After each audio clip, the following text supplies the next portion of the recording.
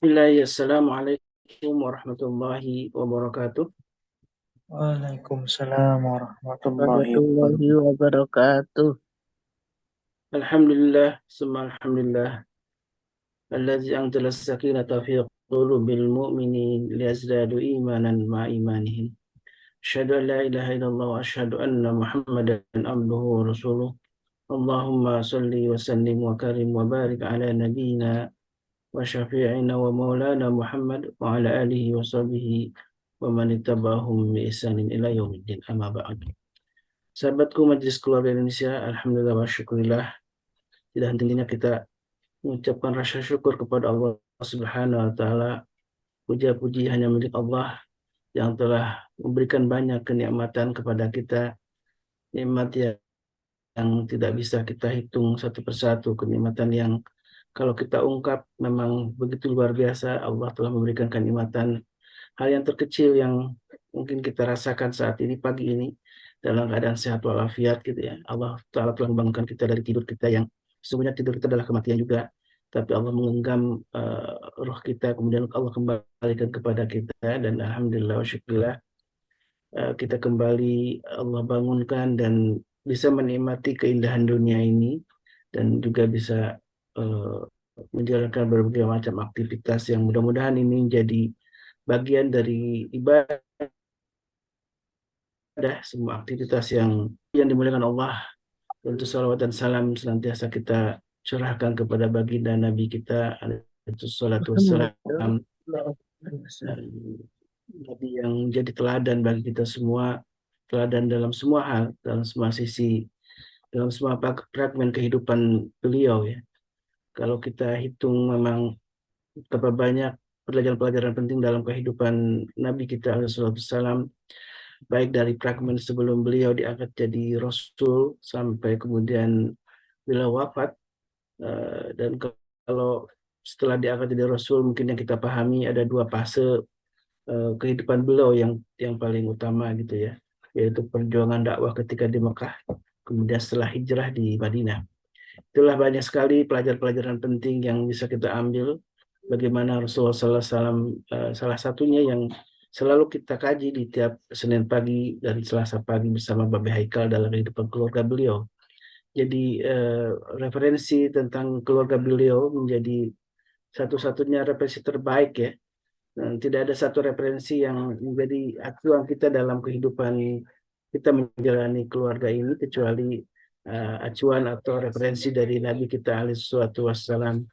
Dan mudah-mudahan uh, ini sesungguhnya uh, hakikat dari kita memperingati ya dari Maulid Nabi kita Muhammad SAW itu adalah dengan cara kita mempelajari sejarahnya gitu ya. Jadi tidak sebatas hanya ritual yang biasanya mungkin di kalangan kita di umat Islam ada banyak tradisi dalam memperingati Maulid gitu ya. Dan sesungguhnya yang paling hakikat adalah ketika kita mempelajari sejarah Nabi, kemudian menjadikan teladan dalam kehidupan kita, kemudian kita mempraktekannya. Itulah sesungguhnya peringatan yang abadi, yaitu bukti kita cinta kepada Nabi kita alaihi wasallam. Karena Allah Subhanahu wa taala pernah berfirman dalam salah satu ayatnya dalam Al-Qur'an, "In kuntum tuhibbunallah fattabi'uni." Jadi eh, kata Allah Subhanahu wa taala dalam firman-Nya, ketika jika engkau kalian mencintaiku, mencintai Allah, maka salah satu syarat utama untuk bukti cinta kepada Allah Subhanahu wa taala adalah fattabi'uni, yaitu adalah mengikuti Rasulullah.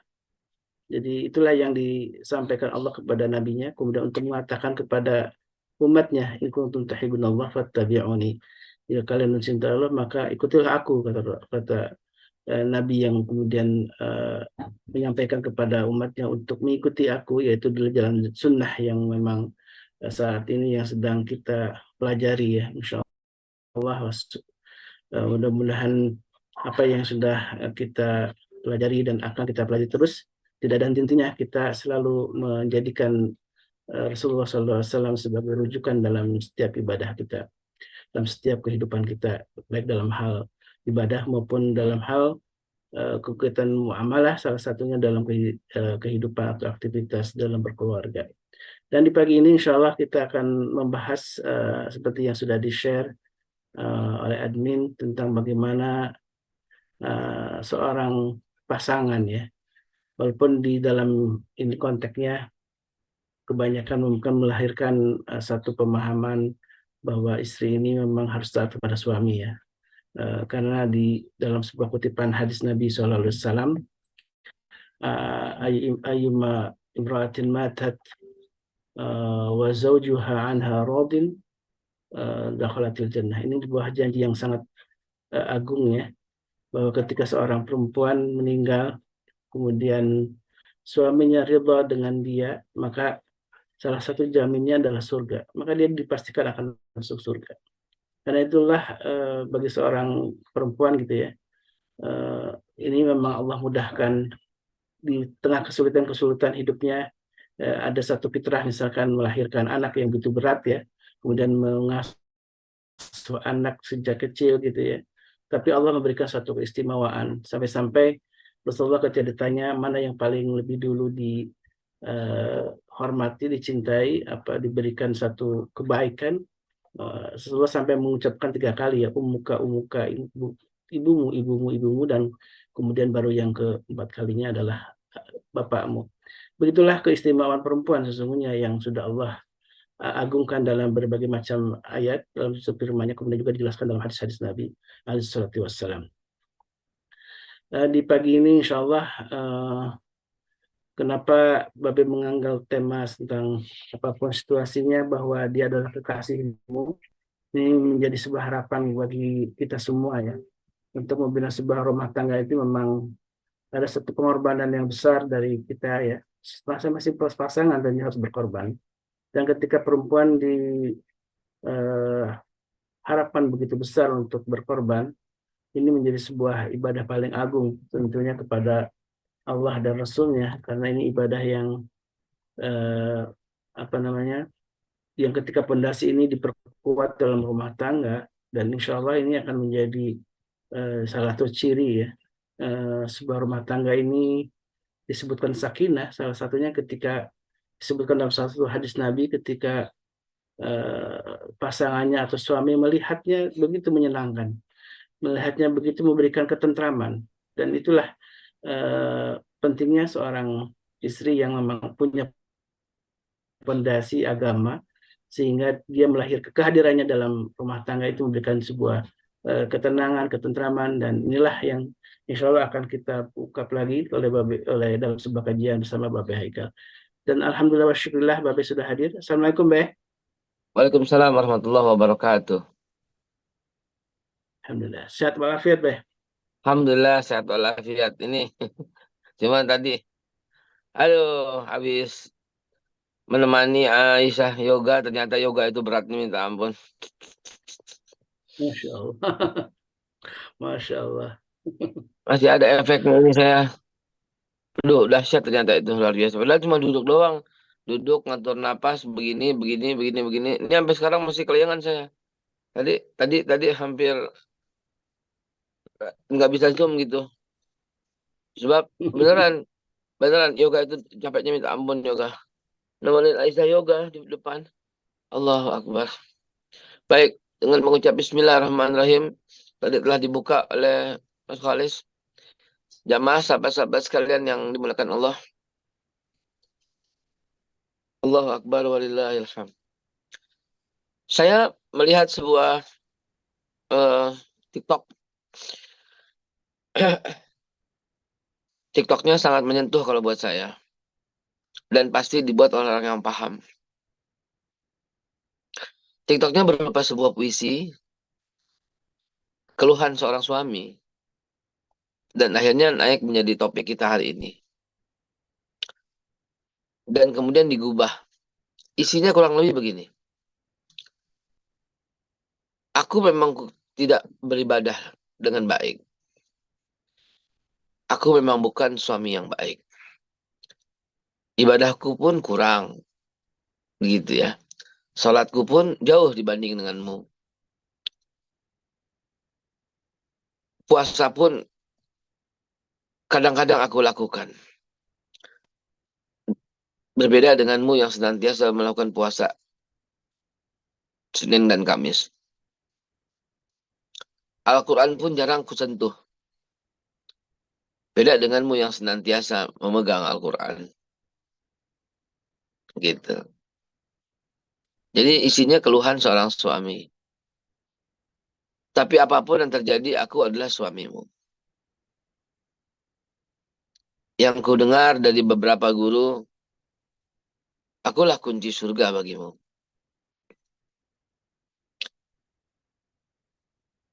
Jadi dalam TikTok itu menceritakan bahwa apapun yang terjadi aku tetap suamimu gitu. Jadi mungkin dia tidak tahu harus mengeluh kemana lagi. Sehingga dia mengeluh kepada netizen. Right or wrong, I'm your husband katanya. Karena algoritma TikTok kalau kita lihat itu dia akan menyajikan kembali. Saya lihat dan akhirnya tersaji lagi. Kali ini adalah nasihat gitu ya. Kalau dari suaranya mungkin suara ustadz yang sangat dikenal gitu ya. Dibilang begini, wahai para istri katanya, hargailah suamimu. Wahai para istri, hormatilah suamimu.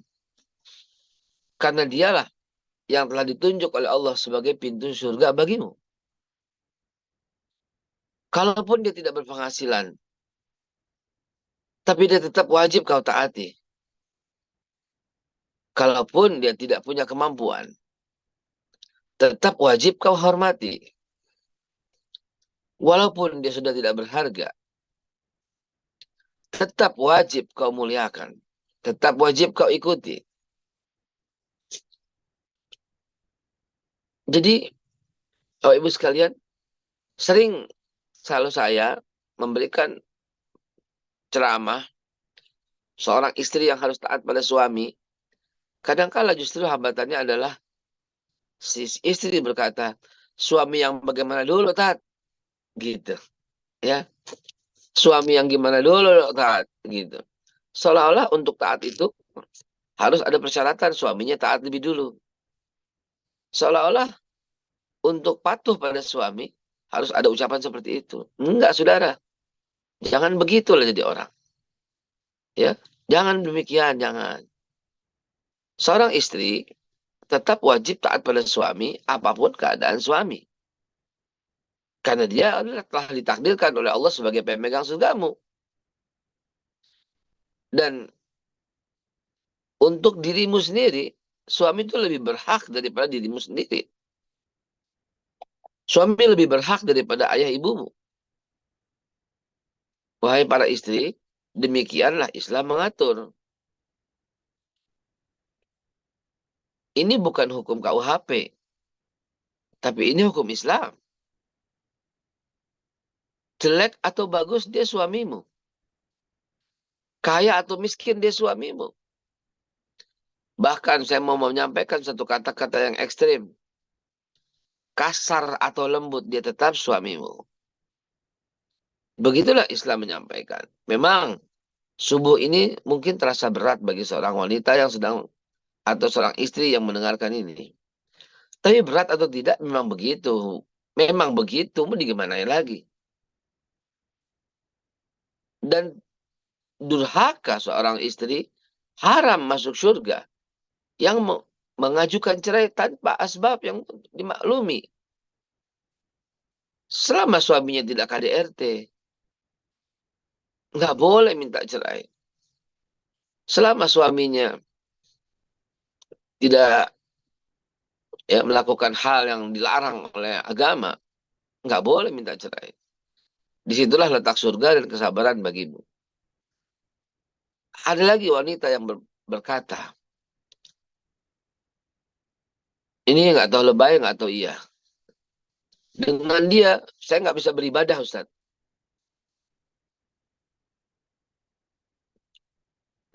Ketika berpisah, saya merasa tenang dalam beribadah. Waktu ada dia, saya nggak bisa khusyuk dalam beribadah. Wahai sahabatku, ibadah tuh nggak perlu khusyuk, tenang, atau gelisah. Ibadah aja. Khusyuk adalah bonus. Ibadah aja. Dan lebih besar pahalanya ibadah di tengah kekhawatiran daripada di ibadah. Di tengah suasana damai. Jadi nggak ada alasan betulan. Justru syaitan yang membisikkan dan membuat tenang dalam kesendirian. Jin dan syaitan itu paling jago. Kau akan diganggu terus. Apalagi kalau sudah masuk ke ranah yang seperti itu, maka tinggal nunggu waktunya untuk perpisahan. Jin dan syaitan akan senantiasa berupaya demikian. Lawan. Lawan.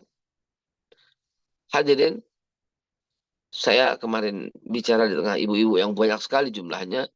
Saya sengaja mengambil topik yang kontroversi ini. Agar lahirlah ibu-ibu yang berani mengatakan A, B, C, D, E. Sebenarnya saya sedang belajar dengannya. Di daerah Bogor. Maka akhirnya ibu itu berkata, Ustaz, bagaimana kalau umpamanya suami kita melakukan hal yang nggak kita suka? Contohnya apa? Biasa, kawin lagi. Nah, kalau kayak begini, dalam Islam, ibu berhak menolak. Berhak tidak bersedia. Bagaimana kalau umpamanya dia terus melakukan itu? Ibu bisa mengajukan gugatan. Saya tidak bersedia. Ya, boleh.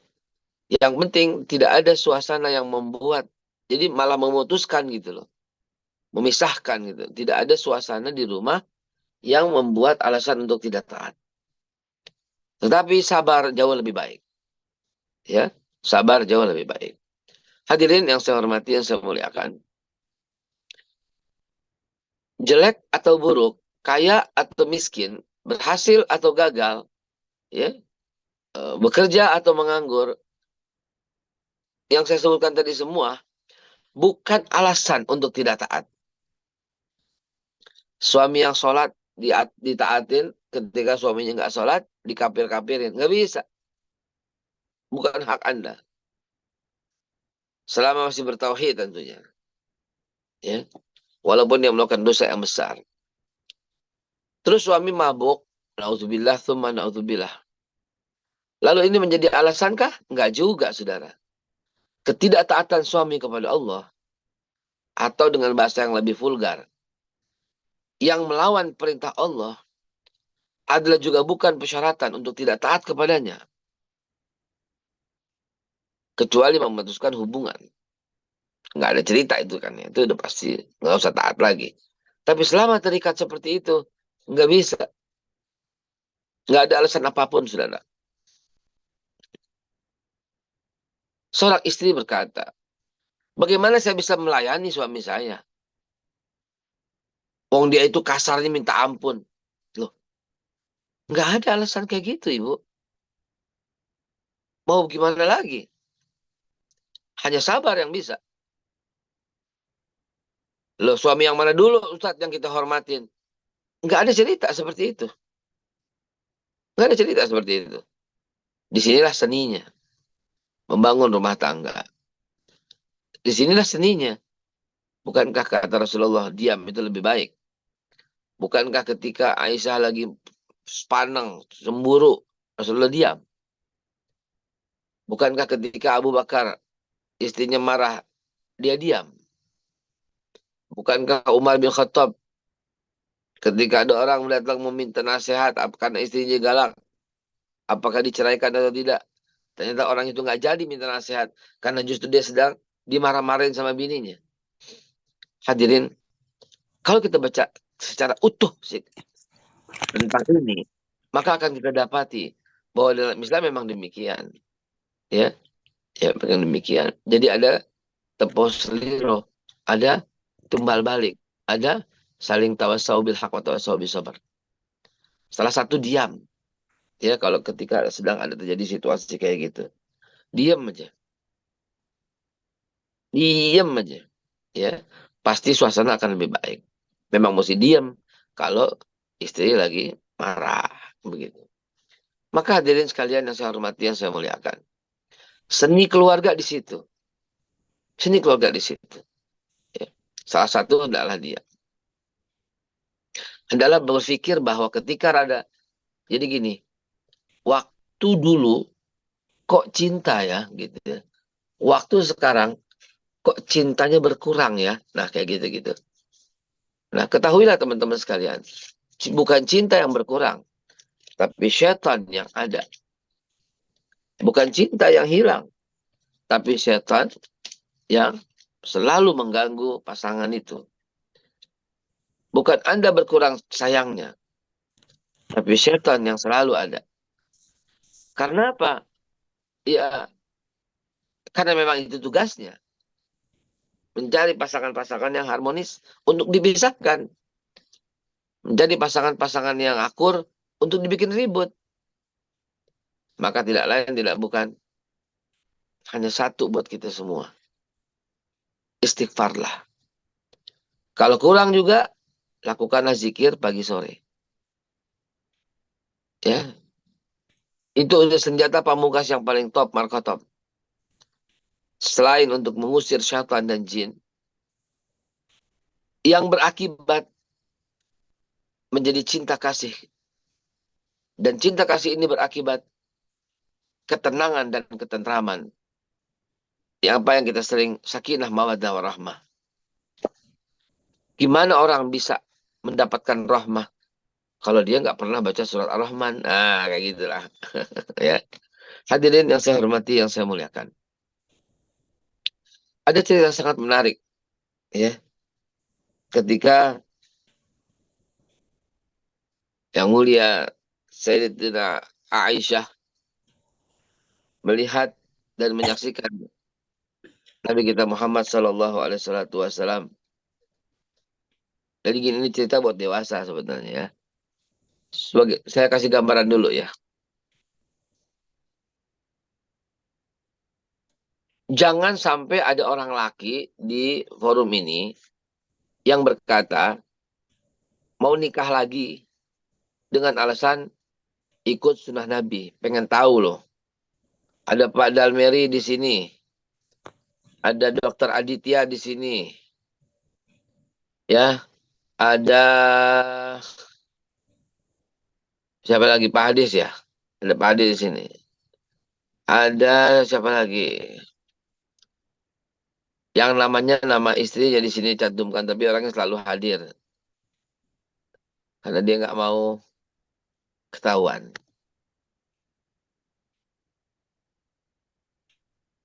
Ingat ya, saya lurusin dulu sebelumnya ya. Saya tidak anti poligami. Ya, semua qadarullah saja. Ya, saya bukan melanggar atau melawan masna wa sulasa wa ruba.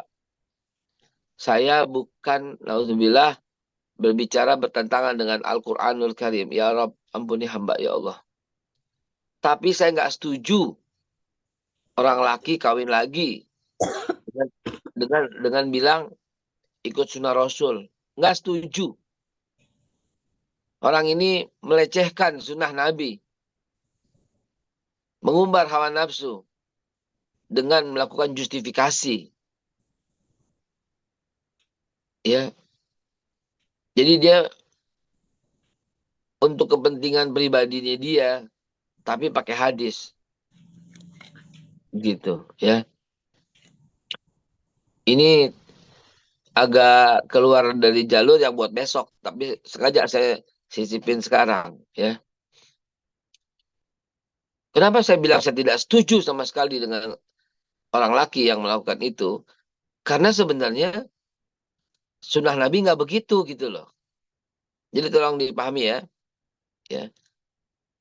Nabi itu menikah lagi karena perintah Allah. Dan yang dikawinin semua nenek-nenek. Kecuali Hafsah. Hafsah termasuklah janda ya. Kecuali Maria Al-Qibtiyah. Ya dengan Aisyah gitu ya. Dan Zainab. Dan boleh juga Zainab. Tapi semua perintah Allah gitu loh. Mereka adalah janda veteran perang Uhud yang tidak punya siapa-siapa. Ya. Dan demi menghindari fitnah, Nabi merawatnya. Gitu. Ya. Lain halnya dengan kita. Kita nyari yang cakep. Perhatiin ya, perhatiin ya. Ini taus-tausnya tinggi banget ya. Kita nyari yang cakep, lalu setelah ketemu yang cakep, baru bilang mau kawin lagi dengan beralasan sunnah Nabi. Kan kurang ajar. Nabi nggak nyari perempuan, saudara.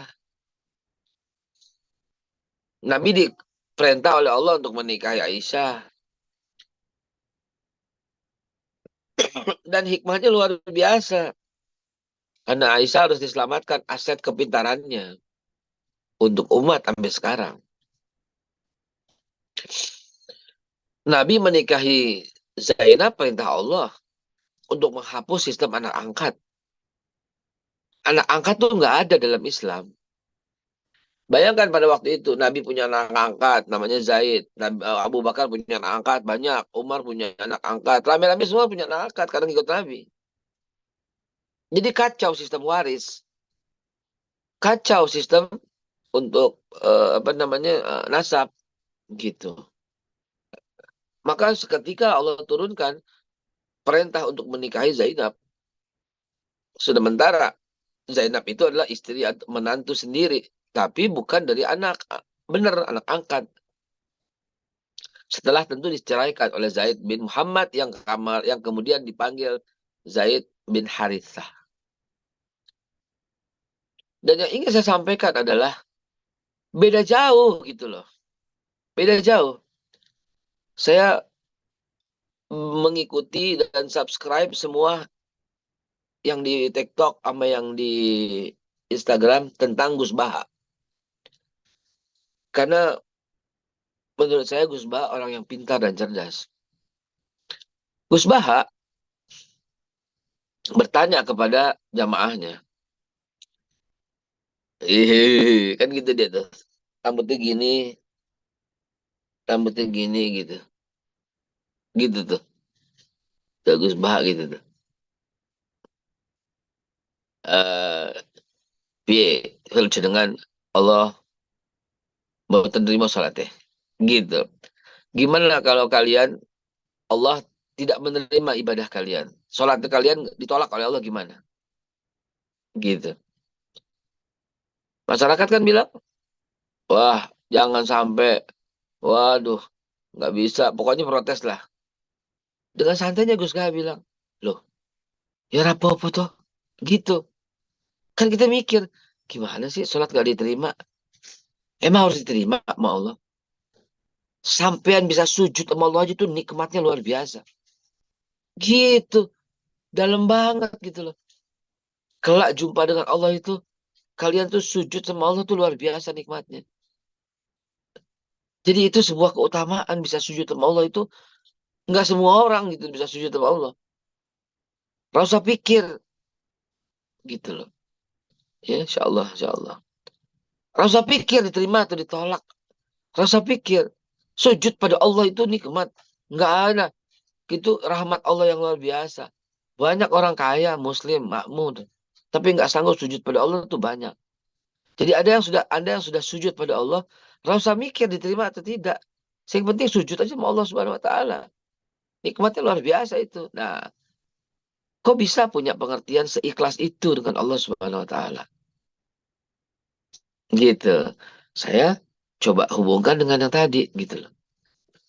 Jadi ada lagi Gus Ba yang bilang begini.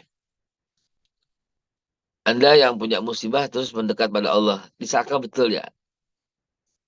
Disangka itu betul? Loh, Pak, kita kan minta sama Allah. Mendekat pada Allah. Pertanyaannya gini.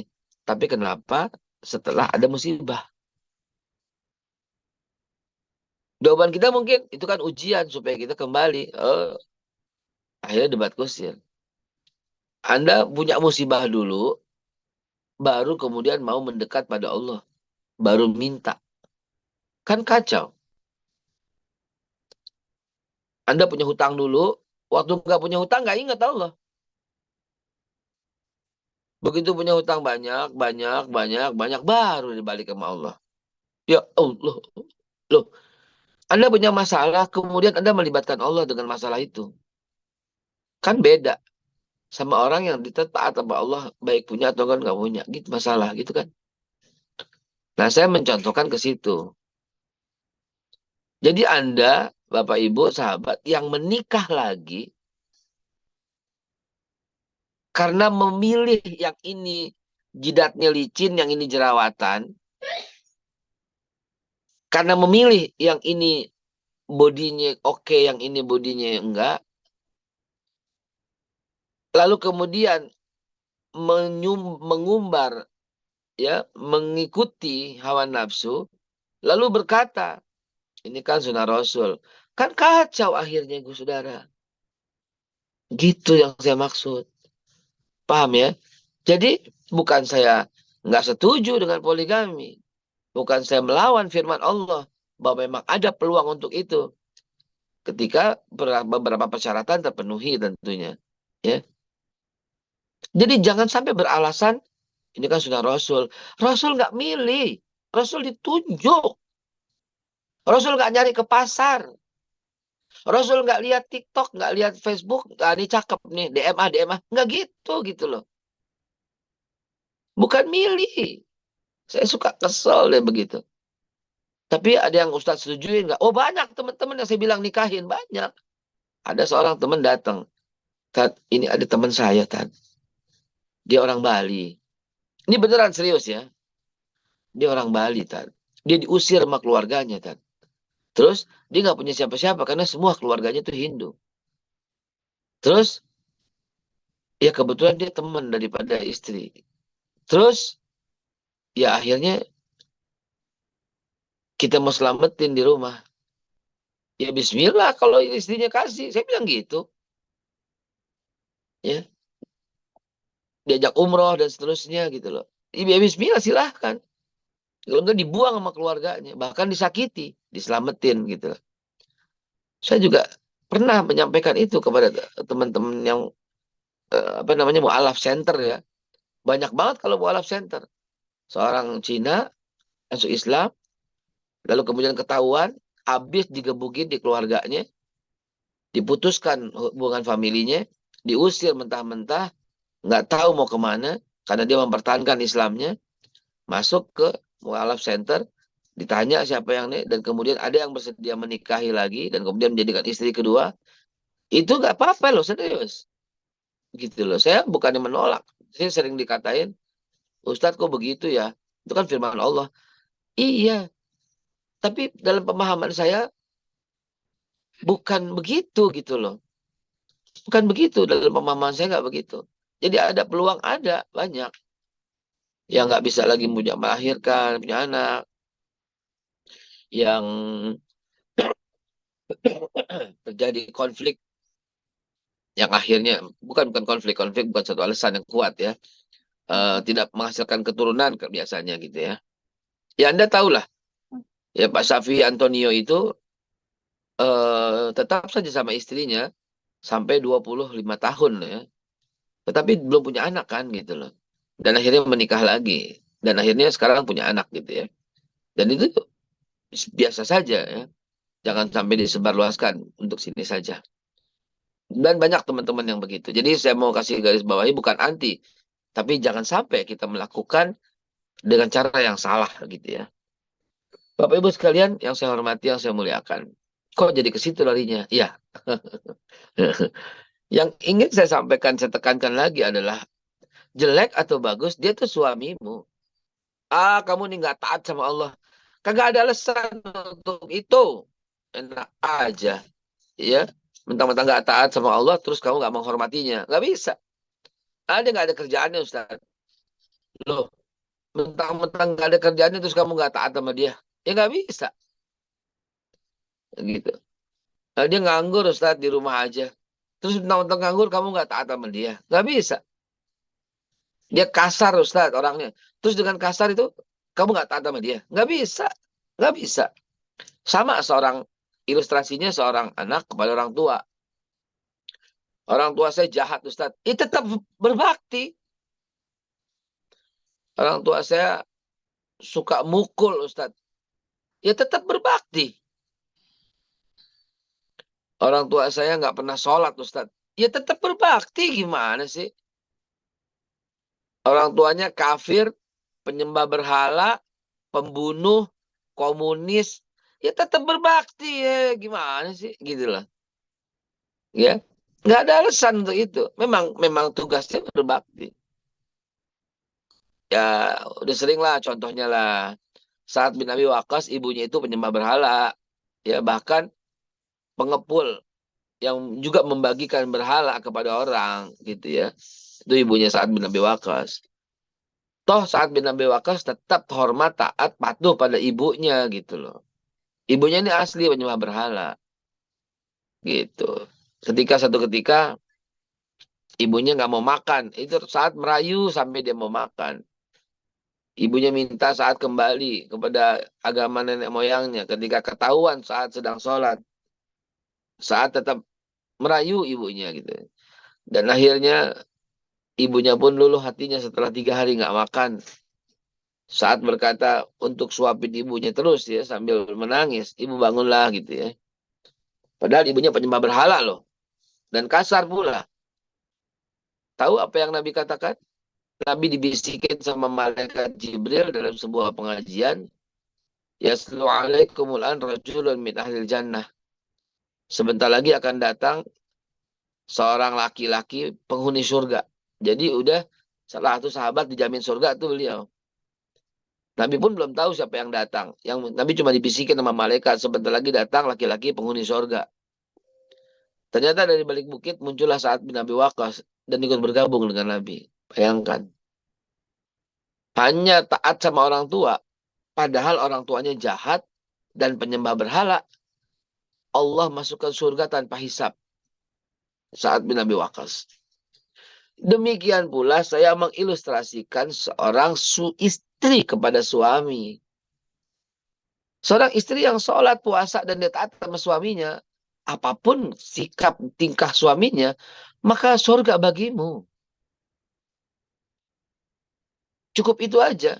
Tapi dasar manusia, egoisnya itu loh. Dibisikin terus sama setan loh. Mentang-mentang gajinya lebih gede. Mentang-mentang dia mandiri. Mentang-mentang dia punya mobil sendiri. Suaminya jadi nggak dihargain. Apalagi tambahan lagi suaminya pengangguran di rumah. Lebih jahat lagi kata-katanya. Ya Allah ya Rabb. Wanita yang seperti ini jangankan masuk surga. Menciumnya pun Allah nggak izinkan. Wallahu alam bisawab. Saya cukupkan sampai di sini karena efek dari yoga ini kok bikin terus ya. Mungkin belum pernah kaget barangkali ya. Wallahu alam bisawab. Apabila ada yang ingin ditanyakan, ditulis untuk kita bahas besok hari. Khusus pembahas tanya jawab masalah ini. Karena saya yakin sekali banyak persoalan. Sengaja saya tidak buka. Tapi untuk besok khusus tanya jawab untuk ini. Saudara sekalian, saya menghimbau dan mengajak ini awal bulan.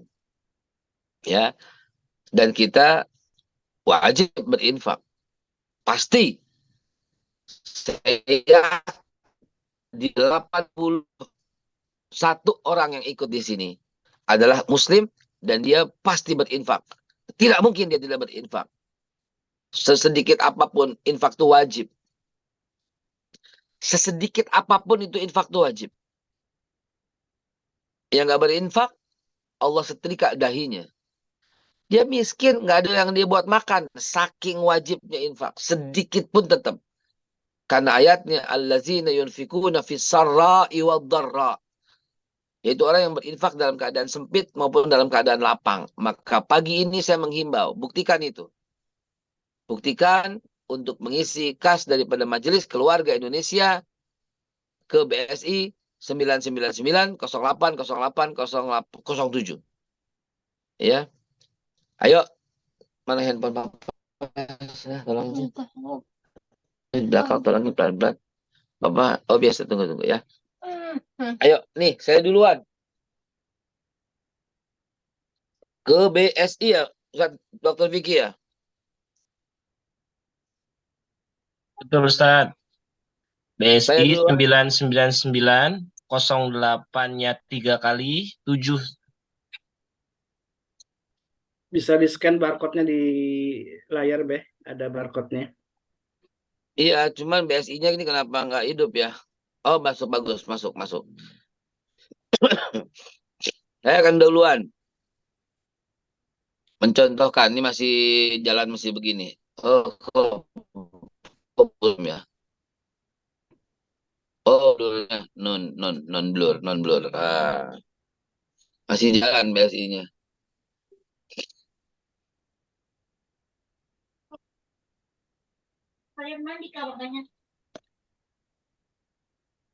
BSI-nya masih muter, pakai WiFi di rumah deh ya.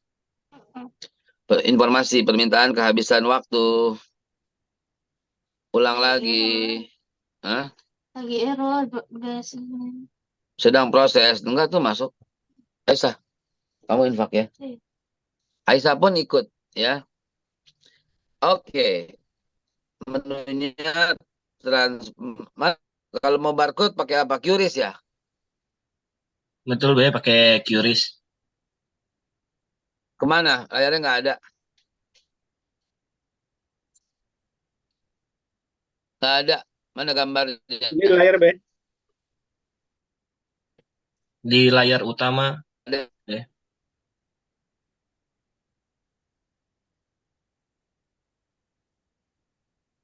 Iya.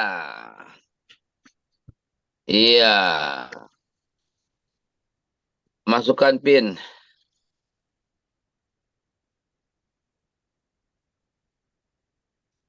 Yayasan MKI. Oke, nominal. Ayo. Selanjutnya.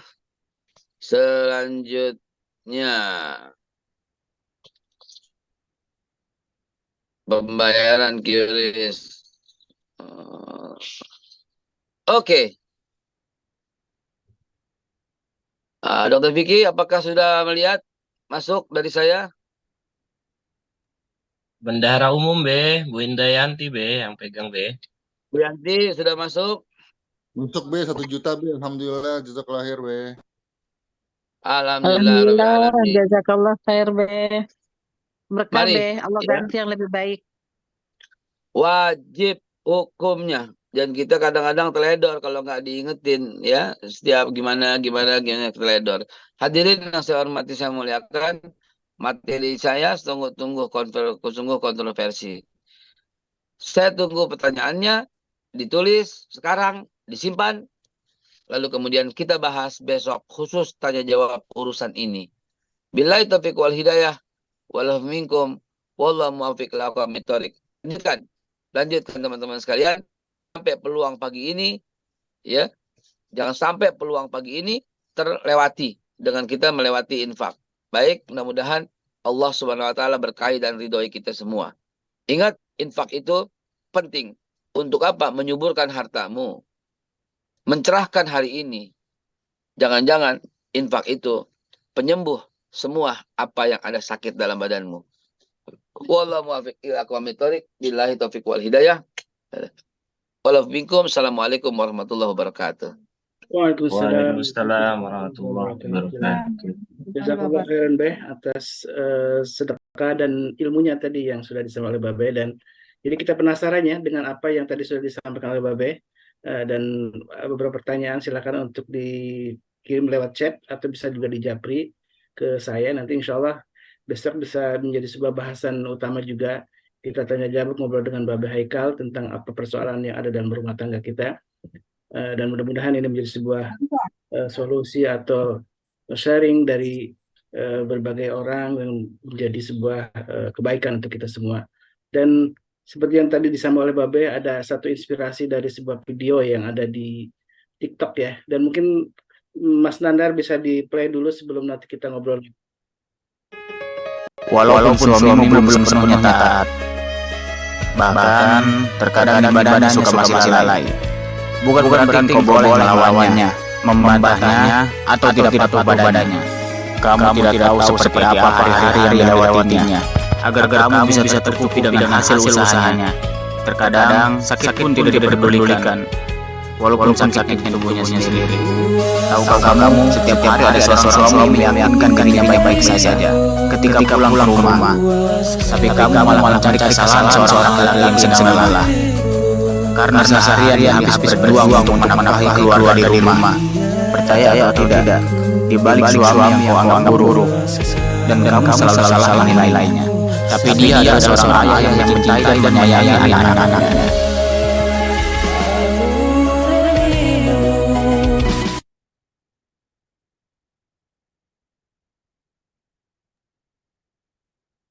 Ini salah satu catatan ya, kalau bisa dibilang begitu, seorang suami yang berharap mendapatkan apresiasi atau penghargaan dari istrinya, dan mudah-mudahan jamaah sekalian ini menjadi pelajaran penting ya, inspirasi bagi kita semua nih jamaah MKI untuk bisa menjadikan apa yang kita sudah tonton tadi menjadi pelajaran atau inspirasi. Mudah-mudahan kita bukan termasuk orang-orang yang tidak menghargai, ini para ibu tentunya khususnya ya, yang tidak menghargai suaminya, tidak menghormati suaminya. Dan sebagaimana Rasulullah SAW bersabda tadi, ketika seorang perempuan itu diistimewakan ya, dia sholat 5 waktu, kemudian puasa di bulan Ramadan, kemudian kata Rasulullah, dia hanya taat kepada suaminya, maka apa yang dikatakan kepada seorang perempuan itu, maka masuklah pada khuli min aibabil jannah syi'ti. Jadi silakan, kata para malaikat, untuk memasuki surga yang dimanapun engkau kehendaki. Itulah satu keistimewaan seorang istri yang taat kepada suaminya dan betul telah taat kepada Allah Subhanahu wa taala. Dan keistimewaan hanya taat kepada Allah, ketaat kepada Allah dan Rasulnya tentunya, kemudian dia hanya menjalankan ibadah yang biasa-biasa saja, tapi dia punya kelebihan itu taat kepada suaminya, maka kemudian dia punya keistimewaan atau keutamaan, dia bisa masuk surga dari pintu manapun dia mau.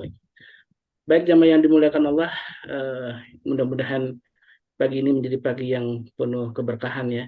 Sudah mendengarkan tadi tausiah dari Bapak Haikal, kemudian dari ada ajakan untuk bersedekah di pagi hari, sehingga pagi ini penuh dengan satu kebaikan yang berlimpah ya, untuk keluarga kita, untuk diri kita sendiri, dan juga untuk keluarga kita semuanya. Dan mudah-mudahan silakan untuk share kajian ini ke teman-temannya, saudaranya, dan kerabat yang lain. Mudah-mudahan juga ketika kita menunjuki kepada orang lain sebuah kebaikan, maka dia akan mendapatkan pahala kebaikan orang itu. Jadi ketika kita men-share banyak ke teman-teman kita, ke sahabat kita, saudara-saudara kita, dan di antara mereka ada yang terinspirasi atau malah ikut gabung dengan MKI, maka kebaikan kita juga akan mendapat kebaikan seperti mana mereka sudah berbuat baik dengan inspirasi dari MKI. Karena itulah jangan bosan-bosan ya untuk men-share kajian ini, baik mungkin kajian yang Zoom ini, maupun kalau ada yang terlewat silakan juga nge-share, ada di YouTube ya, ada juga di Lahtub, dan itu menjadi satu jalan pintu kebaikan juga bagi kita ketika kita mengajak orang lain untuk berbuat kebaikan. Baik, sebelum ditutup barangkali ada yang ingin disampaikan dari pengurus MKI, Dr. Vicky, silakan. Baik, terima kasih Ustaz Aldi. Assalamualaikum warahmatullahi wabarakatuh. Baik jamaah Majelis Keluarga Indonesia, ya seperti biasa tadi program dari Majelis Keluarga Indonesia kita istiqomah ya. Kita ngaji pagi dan malam hari ya. Dan ada program-program yang sedang berjalan di Majelis Keluarga Indonesia. Yang pertama adalah program wakaf buku Tadabbur Quran yang memang targetnya adalah 10.000 buku untuk Nusa Tenggara Barat ya. Untuk Nusa Tenggara Barat, karena Nusa Tenggara Barat ini adalah ya provinsi yang dengan 10.000 masjid ya, 10.000 masjid. Jadi target kita menyamai jumlah masjid yang ada di Nusa Tenggara Barat, yaitu sekitar 10.000 masjid. Insya Allah kita sama-sama patungan untuk bisa wakaf buku Tadabbur Al-Fatihah untuk Nusa Tenggara Barat. Yang namanya patungan itu pamit ya, bukan Pak Ustadz.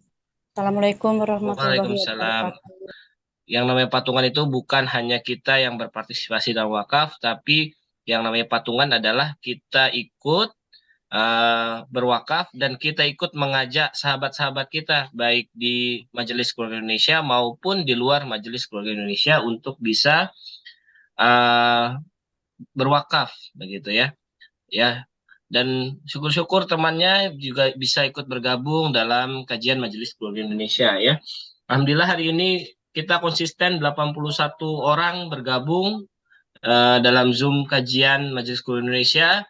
Untuk link pagi itu sama, jadi kita masuk sama-sama ya pagi-pagi. Pagi itu ada Ustadz Babe Haikal, kemudian ada Ustadz Dodi, kemudian ada tadarus ya. Ini tadarus setiap hari Jumat. Yuk kita benahi bacaan kita.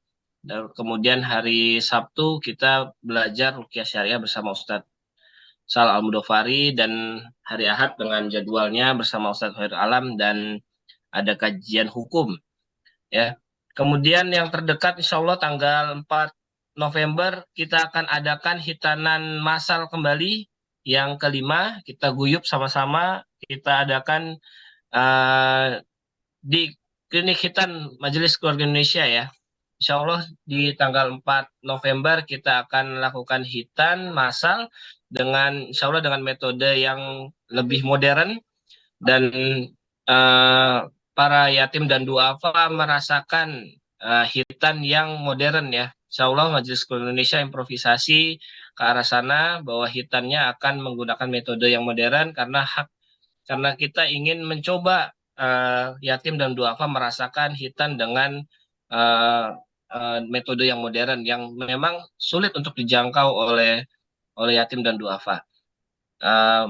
Kemudian insya Allah kita dalam waktu dekat akan mengadakan kajian ya, acara di MKI Bandung ya. Nanti kita akan share, mudah-mudahan yang dekat yang di Jakarta bisa ikut ke sana. Kita akan melakukan kajian di Bandung. Mungkin itu saja Ustaz pengumuman. Mungkin ada pengumuman lagi dari admin yang lainnya, silakan. Untuk rumah hitannya gimana, dokter? Udah mulai bisa dioperasikan kapan tuh? Alhamdulillah untuk bangunan dari Rumah Hitan Majelis Keluarga Indonesia sudah selesai untuk bangunannya. Tinggal kita patungan nih buat kita mengisi isi-isinya nih gitu kan, kayak bednya. Nah insya Allah yang nyumbang bed itu bed dipakai terus tuh. Setiap pekan kita akan gratiskan yatim dan duafa untuk bisa merasakan di hitan dengan metode yang modern ya. Jadi yang mau nyumbang bed, yang mau nyumbang TV, yang mau nyumbang sofa gitu, tempat buat duduknya para penerima manfaat dari Majelis Keluarga Indonesia, dipersilahkan nih bisa menghubungi admin yang berkenan. Ini insya Allah sebagai wakaf ya, wakaf. Dan ini amalan yang insya Allah tidak terputus, karena kalau kita membantu mensucikan anak, insya Allah akan dipakai terus-menerus dalam dia beribadah ya, Ustaz Halis ya. Ya, Dok. Nanti di-share aja, Dok, foto-fotonya, kebutuhannya, barangkali akan lebih terinspirasi ya, untuk bisa ikut berbagi dan ikut mendukung kegiatan dari MKI, salah satunya Rumah Khitan Zidan ya, yang ada di Rumah Babe Haikal. Rumah Babe Haikal.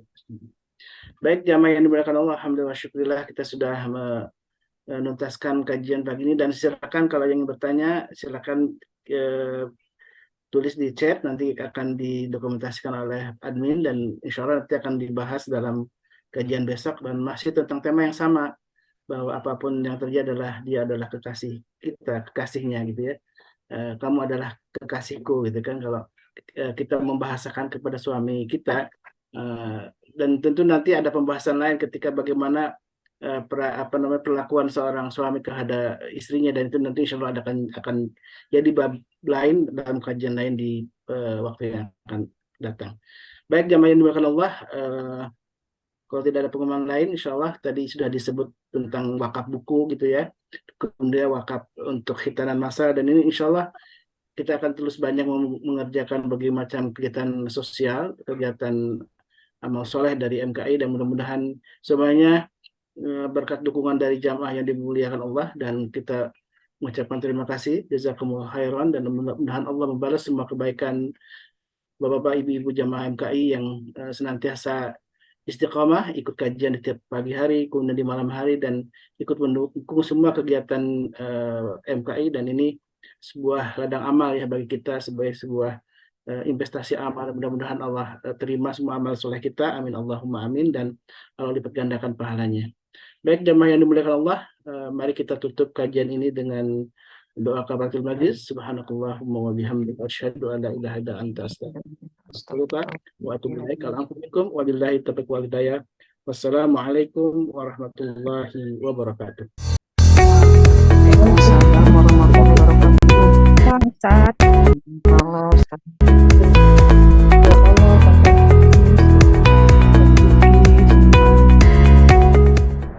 Allahumma arhamna bil Qur'an waj'alhu lana imaman wa nuran wa hudan wa rahmah. Allahumma zakkirna